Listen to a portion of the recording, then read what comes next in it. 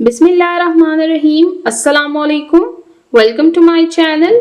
आज की वीडियो में हम ग्रेड 9 इंग्लिश बुक का यूनिट नंबर 2 रीड करेंगे।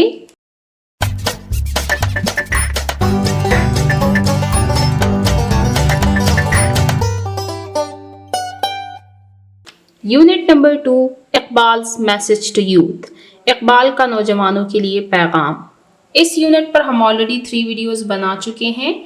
फर्स्ट वीडियो में हमने इस यूनिट में मौजूद लेसन की रीडिंग की थी और हमने अल्लामा मोहम्मद इकबाल के ख्यालात के मुताबिक नौजवानों की अहमियत पर बात की थी। सेकेंड वीडियो में हमने ग्लॉसरी, कम्प्रहेंशन और वोकेबलरी के पोर्शन को कवर किया, जबकि थर्ड वीडियो में हमने राइटिंग और लिसनिंग एंड स्पीकिंग के पोर्शन को कवर किया। आज की वीडियो हम स्टार्ट करेंगे ग्रामर के पोर्शन से। यूनिट नंबर 2 के ग्रामर के पोर्शन में टॉपिक है हमारे पास प्रोनाउंस। ये हमारे पास सेकेंड पार्ट ऑफ स्पीच है। अगर हम जाएं वापस यूनिट नंबर 1 के ग्रामर के पोर्शन की तरफ, अगर आपने ये वीडियोस देखी हैं या आपने यूनिट नंबर 1 को अच्छे तरीके से कवर किया है तो आपको मालूम होगा कि यूनिट नंबर 1 के ग्रामर के पोर्शन में टॉपिक है हमारे पास नाउन। इसमें जो हमारे पास डिफरेंट एक्टिविटीज़ दी गई थी, डिफरेंट क्वेश्चंस दिए गए थे, वो नाउन की ही टाइप्स पर थी। नाउन हमारे पास फर्स्ट पार्ट ऑफ स्पीच है। नाउन का मतलब है एनी नेमिंग वर्ड। इसमें name of a person, place, thing और एनिमल आते हैं। इसके अलावा हमने नाउन की कई सारी टाइप्स को रीड किया था। अब यूनिट नंबर 2 में हमारे पास टॉपिक है प्रोनाउंस, जो कि हमारे पास सेकेंड पार्ट ऑफ स्पीच है। नीचे अगर आप देखें इस पेज पर तो टीचर्स गाइडलाइन दी गई है, जिसमें ये बात मेंशन है that to remind the students pronoun and its kind, कि इस टॉपिक को स्टार्ट करवाने से पहले बच्चों को प्रोनाउन और इसकी काइंड्स के मुतल्लिक यानी इसकी अक़साम के मुतल्लिक बताइए। तो हम यहाँ पर बुक में टॉपिक स्टार्ट करने से पहले थोड़ा सा नाउन और उसकी काइंड्स के बारे में रीड करते हैं, फिर बुक की तरफ आते हैं। Unit number 2, Iqbal's message to youth. Grammar का पोर्शन है और टॉपिक है हमारे पास प्रोनाउंस। इसको उर्दू में कहा जाता है इसमें ज़मीर।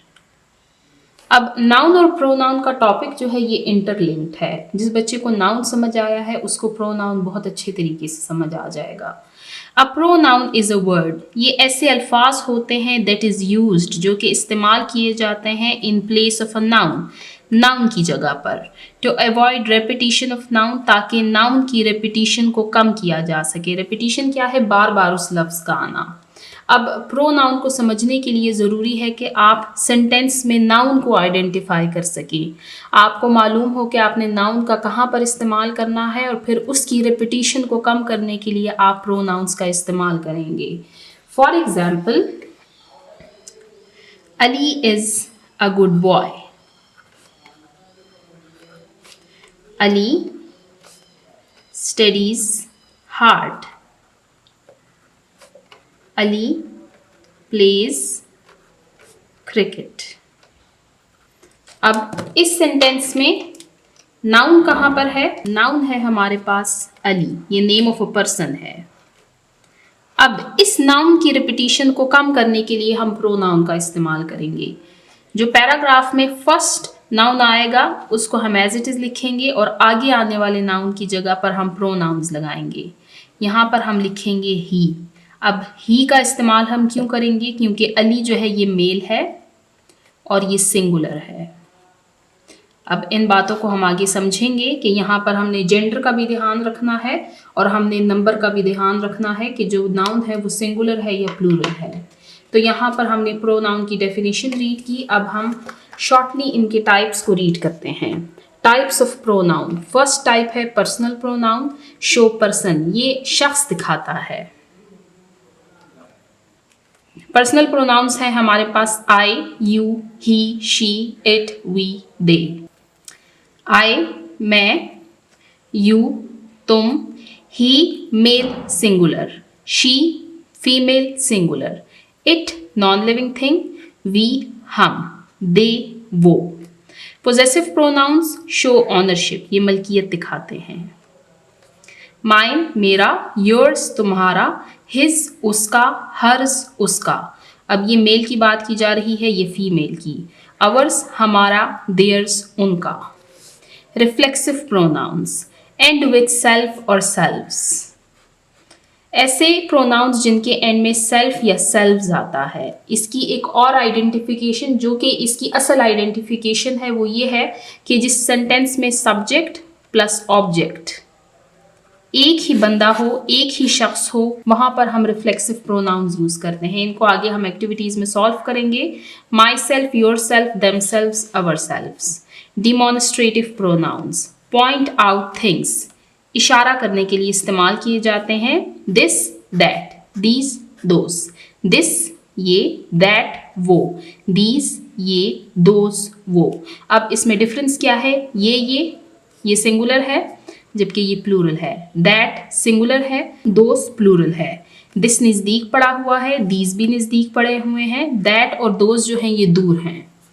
Next, relative pronouns join clauses, ये दो फ़िक्रों को मिलाते हैं। Who, whom, whose, which, that. Next, interrogative pronounce ask questions, ये सवाल पूछने के लिए इस्तेमाल किए जाते हैं। हु कौन, whom किसका, whose किसका, which कौन सा, what क्या।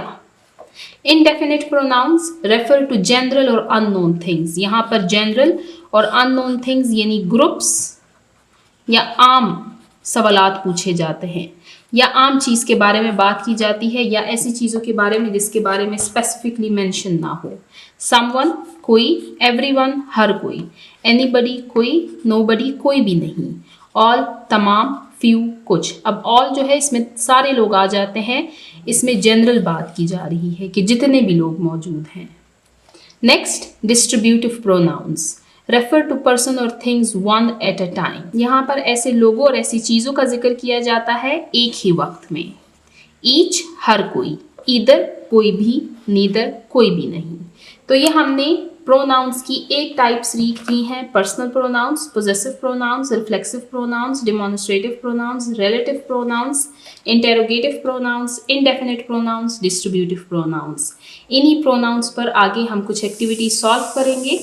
इससे पहले हम फॉर्म्स ऑफ प्रोनाउंस यानी इनकी मुख्तलिफ हालतों के बारे में रीड करते हैं। Number, singular and plural. कुछ प्रोनाउंस हम सिंगुलर के लिए यूज़ करते हैं, कुछ प्रोनाउंस हम प्लूरल के लिए यूज़ करते हैं। For example I, he, she, it, ये सिंगुलर के लिए हैं, प्लूरल के लिए है वी, दे। यू जो है ये दोनों में इस्तेमाल होते हैं। नेक्स्ट, पर्सन, शख्स। अब इस कॉन्सेप्ट को आप समझें। फर्स्ट पर्सन जो बात कर रहा है, सेकंड पर्सन जिससे आप बात कर रहे हैं, थर्ड पर्सन जिसके बारे में बात की जा रही है। ये शख्स ऐसा हो सकता है कि मौजूद ना हो। आई, वी, हम और मैं। सेकंड पर्सन तुम। थर्ड पर्सन है ही, शी, दे, वो। Gender masculine, feminine, neuter. Masculine में ही, हिम मुज़क्कर और feminine Moonis. She her, neuter it. Neuter जो कि ना ही मैस्कुलिन है ना ही फेमिनिन है। और लास्ट फॉर्म है हमारे पास case, subjective case and objective case. कुछ प्रोनाउंस ऐसे हैं जिनको हम एज अ सब्जेक्ट यूज़ करते हैं सेंटेंस में, और कुछ प्रोनाउंस ऐसे हैं जिनको हम सेंटेंस में एज एन ऑब्जेक्ट यूज़ करते हैं। फॉर एग्जाम्पल, आई को हम एज अ सब्जेक्ट यूज़ करते हैं और मी को हम ऑब्जेक्टिव यूज़ करते हैं। We and us, he and him, she and her, they and them. तो यहाँ पर हमने प्रोनाउंस के बारे में समझा, हमने इसकी डिफरेंट टाइप्स और डिफरेंट फॉर्म्स को रीड किया। अब हम वापस चलते हैं बुक की तरफ और बुक पर जो एक्टिविटीज़ दी गई हैं इनको सॉल्व करना स्टार्ट करते हैं। प्रोनाउंस, इसमें ज़मीर, इसकी डेफिनेशन, इसके यूज़, इसके काइंड और इसके फॉर्म्स के बारे में हम रीड कर चुके हैं। Question number 1, choose the appropriate options, appropriate मुनासिब टू कंप्लीट द सेंटेंसेस, कि दिए हुए जुमलों को मुनासिब अल्फाज से पुर कीजिए। फर्स्ट है, we all told the boss that we wanted to have our salaries paid in advance but he just ignored dash, कि हम सब ने बॉस से कहा कि हम चाहते हैं कि हमारी तनख्वाहें पहले ही अदा कर दी जाएं, लेकिन उसने हम सबको नज़रअंदाज कर दिया। अब इसमें ऑप्शंस हैं हमारे पास अस, वी, आवर, हिज। तो इसमें हमारे पास जो करेक्ट प्रोनाउन है वो है अस।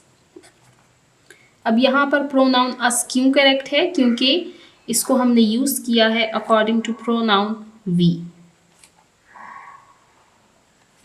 We all told the boss that we wanted to have our salaries paid in advance, but he just ignored us. Next, when the man asked me how I had got his address, I told him that I was given it by a relative of dash, me, his, he, him। कि जब उस आदमी ने मुझसे पूछा कि मुझे उसका पता कैसे मिला, तो मैंने कहा कि ये मुझे उसकी एक नज़दीक रिश्तेदार ने दिया है। When the man asked me how I get his address, I told him that I was given it by a relative of his। अब इस प्रोनाउन को मैंने यूज़ किया है अकॉर्डिंग टू his, him। तो इसमें करेक्ट ऑप्शन है option B, his। Next, although no one in the room, although अगरचे no one in the room, कमरे में मौजूद कोई भी नहीं, seem to follow, ऐसा लग रहा है कि वो पैरवी कर रहा है, dash said by the speaker, जो कुछ स्पीकर कह रहा है। He never intended to simplify his language, मगर उसने भी कभी अपनी ज़ुबान आसान करने का इरादा नहीं किया। Anything, anybody, nothing, anyone। अब इसमें हमारे पास फ्रेज है said by the speaker। अब इसके लिए हम indefinite pronoun यूज़ करेंगे anything।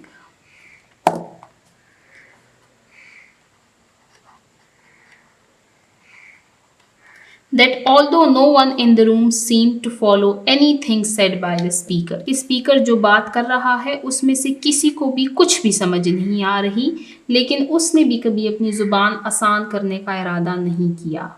Anything, कुछ भी। Next, I hope you will enjoy yourself at the reunion party this weekend। कि मुझे उम्मीद है कि इस हफ्ते के आखिर में होने वाली पार्टी में तुम खूब लुत्फ उठाओगे। Because I won't be able to be there dash, क्योंकि मैं खुद वहाँ नहीं आ सकूंगा। ऑप्शंस हैं myself, mine, oneself, yourself. Option है myself. I hope you will enjoy yourself at the reunion party this weekend because I won't be able to be there myself। अब हमने यहाँ पर reflexive pronoun use किया है क्योंकि यहाँ पर जो सब्जेक्ट है वो है हमारे पास I, जो कि कह रहे हैं सेकंड पर्सन से कि आप पार्टी को खूब इंजॉय करेंगे, लेकिन मैं खुद वहाँ नहीं आ सकूँगा। Last, We decided to do all the cooking dash, कि हमने फैसला किया कि हम सारी कुकिंग खुद करेंगे instead of hiring a catering company for the party, बजाय इसके कि हम किसी केटरिंग कंपनी को बुलाएं। Of our own, oneself, by ourselves, ours। इसमें हमारे पास करेक्ट ऑप्शन आएगा option C, by ourself। We decided to do all the cooking by ourselves instead of hiring a catering company for the party, कि हमने फैसला किया कि हम पार्टी का सारा खाना खुद बनाएंगे बजाय इसके कि हम किसी केटरिंग कंपनी को बुलाएं। तो यहाँ पर हमारा ग्रामर के पोर्शन का क्वेश्चन नंबर 1 एंड होता है। अब चलते हैं क्वेश्चन नंबर 2 की तरफ। Fill in the blanks with who, whom, that, which, when, where, whose, why। There may be more than one correct answer। ये किसी ब्लैंक में ऐसा हो सकता है कि एक से ज़्यादा ऑप्शंस करेक्ट हों। अब सेंटेंसेस को रीड करना स्टार्ट करते हैं। हमने इन वर्ड्स से इन ब्लैंक्स को फिल करना है। First, the shop dash I go two is closed. अब यहाँ पर प्लेस की बात की जा रही है, तो जहाँ कहीं पर हम प्लेस का जिक्र करते हैं तो वहाँ पर हम वेयर को मेंशन करते हैं। The shop where I go to is closed, कि वो दुकान जहाँ मैं जाता हूँ वो बंद है। Next, your shop dash will probably be shut down next year is really old. अब ये जो सेंटेंस है इसको आप ऐसे पढ़िए, your shop dash is really old, कि आपकी दुकान जो कि बहुत पुरानी है। अब यहाँ पर दैट भी आ सकता है और विच भी आ सकता है। Your shop that is really old, your shop which is really old will probably be shut down next year, कि आपकी दुकान जो गालिबन अगले साल बंद हो जाएगी वाकई बहुत पुरानी है। Next, I have met most of the people dash are eager to take part in the competition. लोगों की बात की जा रही है तो हम मेंशन करेंगे who.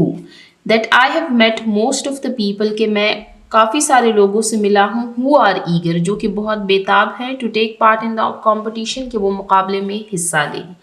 Next, do you know the reason why our offer was rejected? अब यहाँ पर रीज़न पूछी जा रही है तो हम why यानी क्यों का इस्तेमाल करेंगे कि क्या आपको मालूम है कि हमारी ऑफ़र को क्यों रिजेक्ट किया गया, क्यों इनकार किया गया, तो यहाँ पर आएगा why. Last, do you remember the town dash you were born in. अब यहाँ पर भी प्लेस की बात की गई है तो हम वेयर को मेंशन करेंगे. Do you remember the town where you were born in. अब यहाँ पर अगर ये इन पहले आता तो हम लिख सकते थे that do you remember the town in which you were born. फिर हम विच को भी मेंशन कर सकते थे लेकिन यहाँ पर इन एंड में है तो हमने वेयर को मेंशन किया है. तो यहाँ पर हमारा क्वेश्चन नंबर 2 एंड होता है. अब चलते हैं नेक्स्ट पेज नंबर 22 की तरफ और क्वेश्चन नंबर 3 को सॉल्व करते हैं. Question number 3, put the following indefinite pronouns into the correct blanks. आपको यहाँ पर कुछ इनडेफिनिट प्रोनाउंस दिए गए हैं, इनको हमने इन ब्लैंक्स में फिल करना है. इनडेफिनिट प्रोनाउंस के बारे में हम ऑलरेडी रीड कर चुके हैं. ये ऐसे प्रोनाउंस होते हैं जो किसी स्पेसिफिक शख्स, जगह या चीज़ की तरफ इशारा नहीं करते बल्कि जनरली तौर पर इस्तेमाल किए जाते हैं, यानी उमूमी तौर पर या गैर मुअय्यन तौर पर. फॉर एग्जाम्पल, एनीवेयर कहीं भी, एनीवन कोई भी, समथिंग कुछ, एवरीवन हर कोई, नथिंग कुछ नहीं, समवन कोई. अब यहाँ पर आप देखें इसमें किसी भी शख्स को, किसी चीज़ या किसी जगह को स्पेसिफिकली मेंशन नहीं किया बल्कि जनरल बात की गई है. इनको रीड करना स्टार्ट करते हैं. First, can't you hear that dash is knocking at the door. कि क्या तुम सुन नहीं सकते कि कोई दरवाज़ा खटखटा रहा है. Can't you hear that someone is knocking at the door. कोई. Next, I was wondering if you would like dash to drink. मैं सोच रही थी कि क्या आप कुछ पीना पसंद करेंगे. I was wondering if you would like something to drink. कुछ. Next, the family members have been badly injured in the accident. कि खानदान के अफराद हादसे में बुरी तरह जख्मी हो गए हैं. Is there dash to help them? Is there anyone to help them? कि क्या उनकी मदद के लिए कोई है. anyone कोई. Next, Seema has just checked the internet. However, she couldn't find the article dash. कि सीमा ने अभी इंटरनेट चेक किया लेकिन वो आर्टिकल उसे कहीं भी नहीं मिला. Seema has just checked the internet. However, she couldn't find the article anywhere. कहीं भी. Last, unfortunately, this plant is already dead and there is dash we can do about it. कि बदकिस्मती से ये पौधा पहले ही मर चुका है और इसके बारे में करने के लिए कुछ भी नहीं है. Unfortunately, this plant is already dead and there is nothing we can do about it. कुछ भी नहीं, कि इसके बारे में कुछ भी नहीं किया जा सकता. तो यहाँ पर आपने देखा कि हमने दिए हुए इनडेफिनिट प्रोनाउंस को इन सेंटेंसेस में, इन ब्लैंक्स में फिल किया. अब चलते हैं नेक्स्ट क्वेश्चन की तरफ. Question number 4, underline the pronoun in each sentence below. नीचे आपको कुछ सेंटेंसेस दिए गए हैं, इनमें हमने प्रोनाउन को अंडरलाइन करना है. Circle the antecedent the pronoun refers to. और उस एंटीसीडेंट को सर्कल कीजिए जिनका हवाला, जिनका रेफरेंस ये प्रोनाउंस दे रहे हैं. इस क्वेश्चन को स्टार्ट करने से पहले सबसे पहले हम टीचर्स गाइडलाइन को रीड करते हैं ताकि आप एंटीसीडेंट के कॉन्सेप्ट को समझ सकें. Pronoun antecedent agreement. एग्रीमेंट यानी मुताबिकत. An antecedent is a word for which pronoun stands. Antecedent वो लफ्ज होता है जिसके लिए प्रोनाउन का इस्तेमाल किया गया होता है। The pronoun must agree with its antecedent in number. अब प्रोनाउन को मुताबिकत रखनी है अपने एंटीसीडेंट से in numbers. A singular pronoun must replace a singular pronoun and a plural pronoun must replace a plural pronoun। देखिए ये कॉन्सेप्ट हम ऑलरेडी रीड कर चुके हैं। मैं आपको जो फॉर्म्स ऑफ प्रोनाउन पढ़ा रही थी तो उसमें हमने देखा था कि हम सिंगुलर नाउन के साथ सिंगुलर प्रोनाउन को रिप्लेस करेंगे और प्लूरल नाउन के साथ प्लूरल प्रोनाउंस को रिप्लेस करेंगे। फॉर एग्जाम्पल अगर कहीं पर जिक्र आता है अली का, जैसे कि हमने एग्जाम्पल में रीड किया तो उसकी जगह हमने लगाया था ही, लेकिन जहां कहीं पर आएगा अली, अहमद एंड आतिफ, तो इनके लिए फिर हम दे का इस्तेमाल करेंगे क्योंकि यहाँ पर ये प्लूरल हो गए हैं। तो यहाँ पर हमने क्या रीड किया कि प्रोनाउन और एंटीसीडेंट में एग्रीमेंट यानी मुताबिकत का होना ज़रूरी है।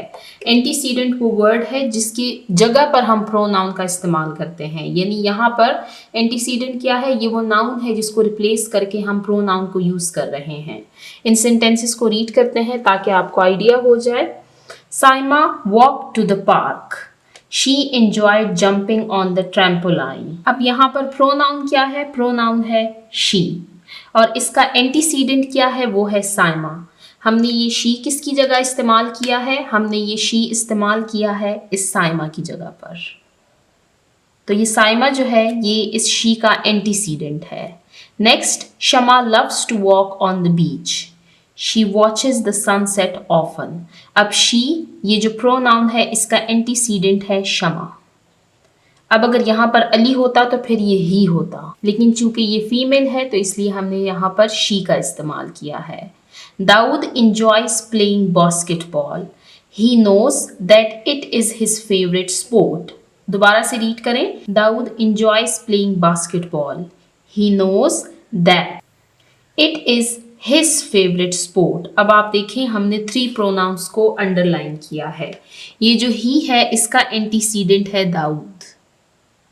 दैट अब यहाँ पर डिमॉन्स्ट्रेटिव प्रोनाउन है। his favorite sport, अब इसका एंटीसीडेंट क्या है, वो है बास्केटबॉल, यानी इस बास्केटबॉल की जगह पर हमने यहाँ पर that it is his favorite sport का इस्तेमाल किया है। नेक्स्ट, अबरार, जमाल एंड मनान enjoy playing cricket। They love teamwork। अब जैसे कि यहाँ पर मैंने आपको एग्जाम्पल दी, आप देख सकते हैं यहाँ पर अब प्लूरल नाउन्स यूज किए गए हैं, तो यहाँ पर प्रोनाउन का इस्तेमाल भी प्लूरल में किया गया है। दे का एंटीसीडेंट है अबरार, जमाल एंड मनान। The shopper couldn't find his car in the parking lot। his pronoun है और इसका एंटीसीडेंट है शॉपर। तो यहाँ पर हमारा क्वेश्चन नंबर 4 एंड होता है जिसमें हमने एंटीसीडेंट का कॉन्सेप्ट रीड किया। एंटीसीडेंट क्या होता है, ये वो वर्ड होता है जिसके लिए प्रोनाउन का इस्तेमाल किया गया होता है। ग्रामर के पोर्शन में प्रोनाउन का टॉपिक हमारा एंड होता है। हमने सबसे पहले प्रोनाउंस के बारे में रीड किया, उसकी डेफिनेशन, उसका यूज, उसकी काइंड्स और उसकी डिफरेंट फॉर्म्स। फिर बुक में दी गई कुछ एक्टिविटीज को हमने सॉल्व किया। अब यहाँ पर हमारे पास एक न्यू टॉपिक स्टार्ट हो रहा है जो कि है एनाफोरिक एंड कैटाफोरिक रेफरेंस। अब ये एक न्यू टॉपिक है, प्रोनाउन का टॉपिक हमारा एंड हो चुका है। एनाफोरिक एंड कैटाफोरिक रेफरेंस, ये टाइप्स है रेफरेंस की, यानी हवाला जात। अब उर्दू में इनके लिए जो वर्ड्स यूज होते हैं वो है हवाला मुकद्दम और हवाला मुअख्खिर। Anaphoric reference and cataphoric reference. अब यहाँ पर सबसे पहले हम रीड करेंगे एनाफोरिक रेफरेंस की definition. Anaphoric reference means that a word in a text refers back to other ideas in the text for its meaning. यानी एक पैराग्राफ में आपके पास एक वर्ड आया है, मे बी एक सेंटेंस में आया हो आपके पास एक वर्ड। अब उस वर्ड के मीनिंग को जानने के लिए जब आपको पीछे की तरफ वापस जाना पड़े तो इसको कहते हैं एनाफोरिक रेफरेंस। फॉर एग्जाम्पल, अगर आपके पास सेंटेंस मौजूद हो that she enjoyed jumping on the trampoline. अब यहाँ पर आपको ये सेंटेंस क्लियरली बता नहीं रहा कि कौन एंजॉय कर रहा है जंपिंग ऑन द ट्रैम्पोलाइन। अब इस शी को समझने के लिए आपको पीछे की तरफ जाना पड़ेगा। Saima walk to the park, she enjoyed jumping on the trampoline. मतलब यहाँ पर साइमा की बात की जा रही है और हम वापस पीछे की तरफ गए हैं, यानी बैकवर्ड रेफरेंस का जहां पर इस्तेमाल किया जाएगा तो इसको कहते हैं एनाफोरिक रेफरेंस। नेक्स्ट पेज पर आपको एग्जाम्पल दी गई है, उसको रीड करते हैं। I went out with Jamila on Sunday, कि मैं संडे को जमीला के साथ बाहर गई थी। शी लुक्ड कंफ्यूज्ड, वो परेशान दिख रही थी। Jamila and she. In this example, इस मिसाल में the pronoun she is anaphoric reference. अब इस सेंटेंस में, इस एग्जाम्पल में शी जो है ये एनाफोरिक रेफरेंस है because it refers the noun Jamila, क्योंकि ये वापस इस जमीला की तरफ गई है मज़ीद डिटेल या वजाहत के लिए। क्योंकि अगर सिर्फ शी लुक्ड कंफ्यूज ये हमारे पास ये सेंटेंस आ जाए तो हम इस सेंटेंस को नहीं समझ सकते, यानी इस मीनिंग और इसके आइडिया को समझने के लिए हम वापस पीछे की तरफ गए हैं। That is introduced earlier in the text, और जिसका तारुफ टेक्स्ट में पहले से किया गया था, यानी हम बैकवर्ड रेफरेंस की तरफ गए हैं। तो ये है हमारे पास एनाफोरिक रेफरेंस। अब रीड करते हैं about cataphoric reference. Cataphoric reference means that a word in a text refers to another later in the text and you need to look forward to understand. अब ये उसके ऑपोजिट है। देखें, anaphoric and cataphoric, ये words बोलने में काफ़ी difficult लग रहे हैं आपको, लेकिन इनका कॉन्सेप्ट बहुत ईजी है। एनाफोरिक रेफरेंस क्या है? बैकवर्ड रेफरेंस है। और कैटाफोरिक रेफरेंस क्या है? ये फॉरवर्ड रेफरेंस है।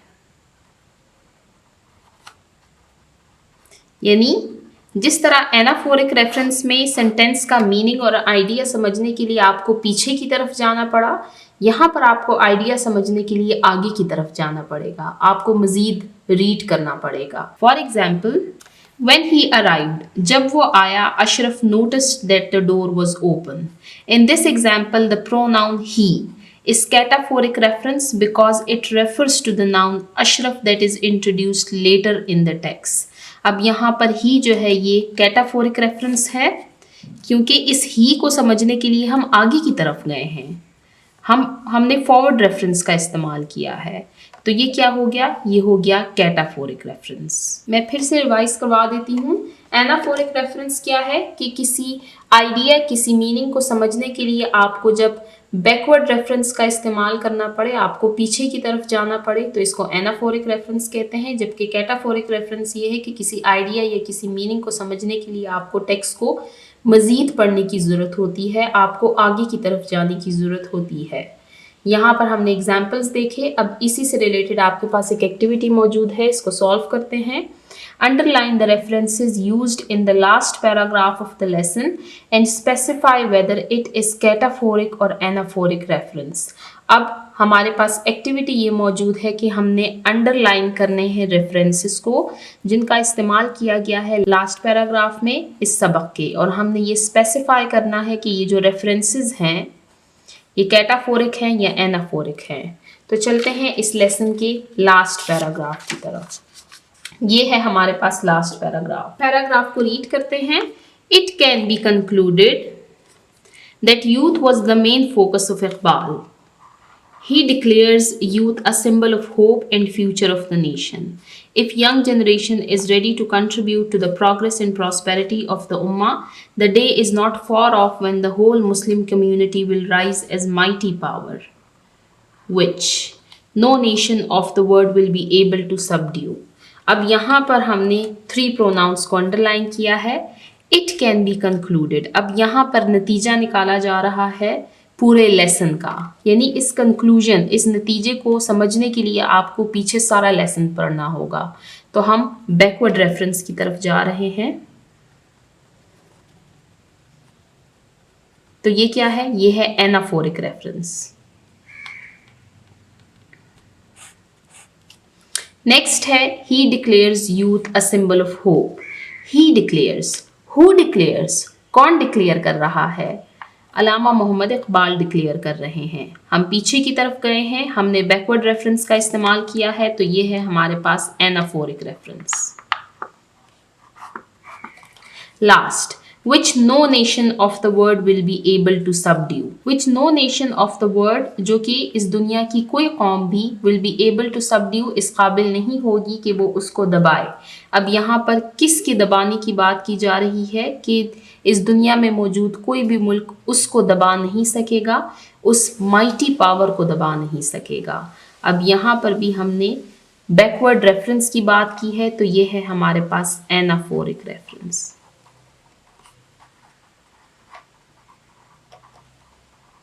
तो यहाँ पर आपने देखा कि इन प्रोनाउंस का मतलब समझने के लिए हम टेक्स्ट में पीछे की तरफ गए हैं। हमने वापस से टेक्स्ट को रीड किया है, यानी हमने बैकवर्ड रेफरेंस का इस्तेमाल किया है। तो ये तीनों प्रोनाउंस जो हैं ये हमारे पास एनाफोरिक रेफरेंस हैं। तो यहाँ पर हमारे पास ये एक्टिविटी एंड होती है, इसके साथ ही हमारा ग्रामर का पोर्शन एंड होता है और हमारा unit number 2 Iqbal's message to youth end होता है।